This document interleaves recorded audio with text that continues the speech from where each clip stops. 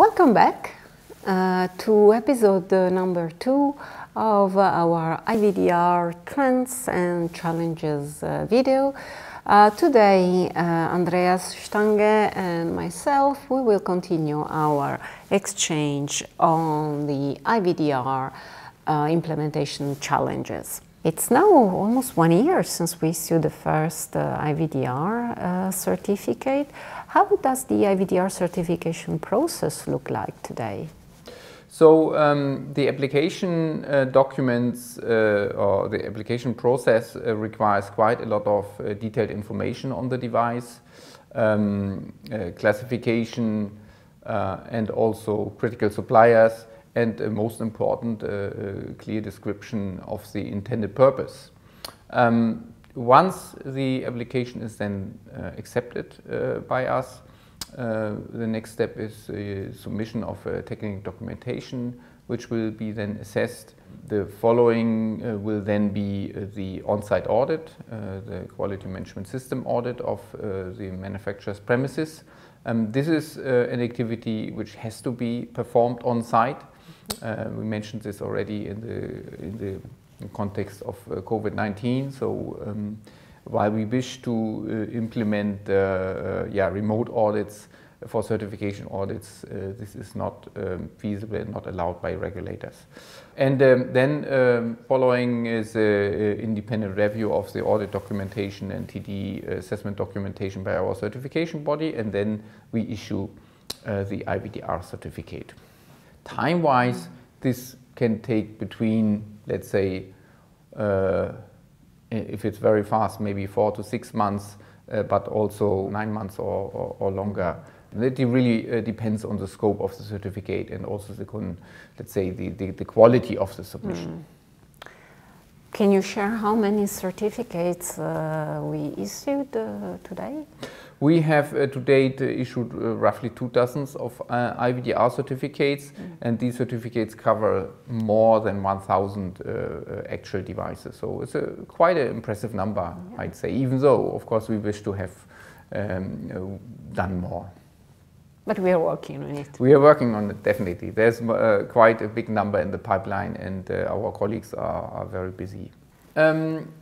Are you able to certify Class D IVDs? Are we accepting applications for such devices right now? So yes, for a long time we have not been accepting application for Class D devices. However, earlier this year there was one MDCG guidance that was published clarifying some of the transitional measures for Class D devices. That's MDCG 2021-4, that essentially allows a notified body to certify Class D devices without the reference lab, since those have not been appointed yet.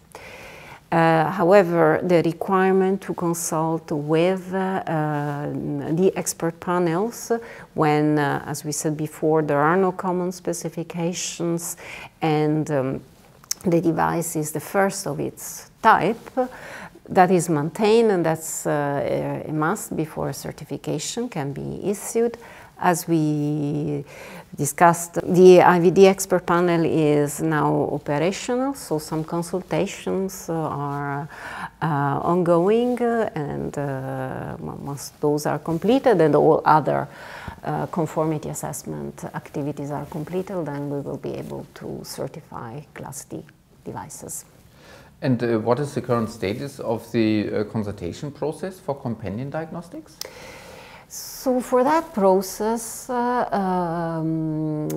the discussion with the European Medicine Agency are ongoing, actively ongoing. The process is not finalized yet, however, we hope it will be operational by early next year. So there's a silver lining on the sky.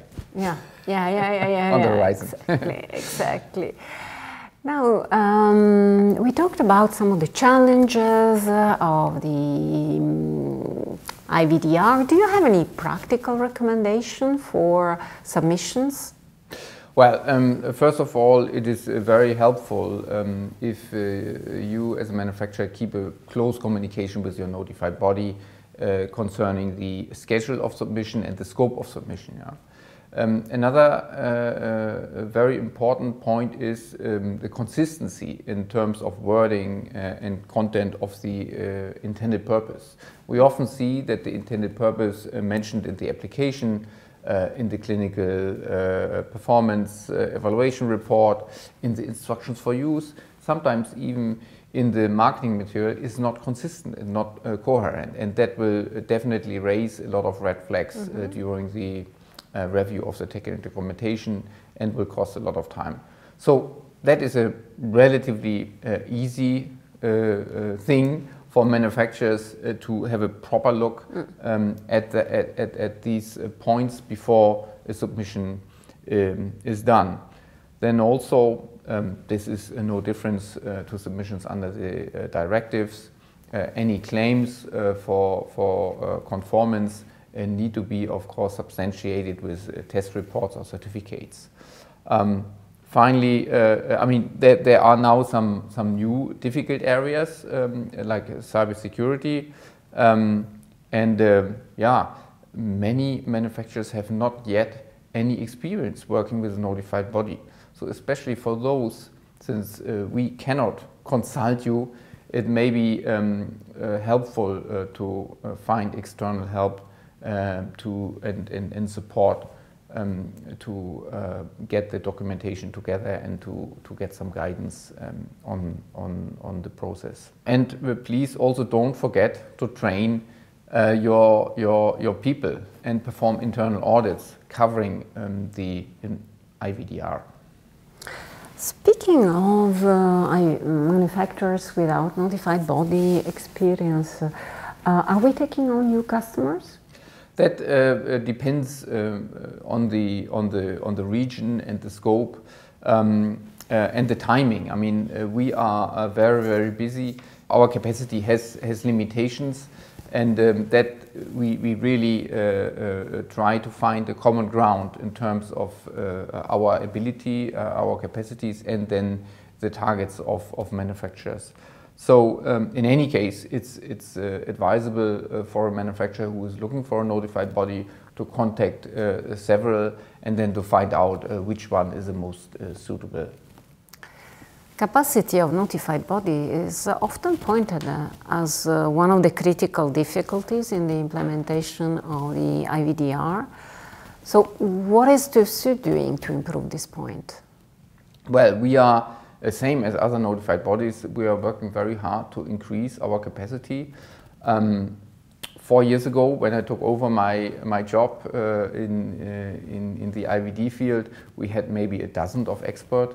Today, we have more than 100 in our authorization matrix. So that doesn't mean it's not just people we hired who have IVD expertise, but people who are really qualified to do conformity assessment work.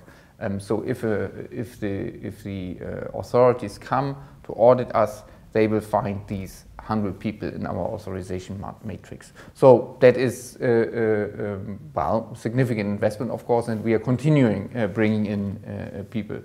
That is, I mean, the pool of qualified experts is not that big, because also the regulations make quite specific and quite high demands on the professional experience. However, I believe, or we can sense that we are quite attractive employer, because we can still find good candidates in the countries around the world.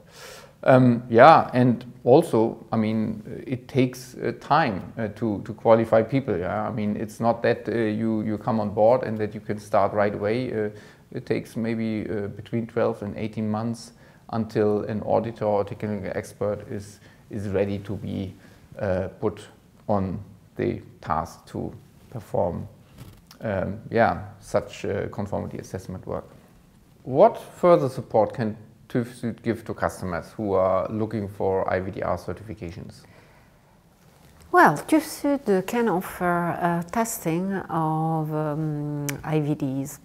For example, physical testing such as electrical safety of a device, or can support cybersecurity. But also other activities can be the validation of packaging that manufacturer may want to use, or transportation, validation of the transportation lane. So there are some additional activities. We have all of the details available on our website. Thank you very much, Marta. And we thank you for joining us to our conversations. If you have further questions, please don't hesitate to reach out and contact us. Thank you very much, and bye.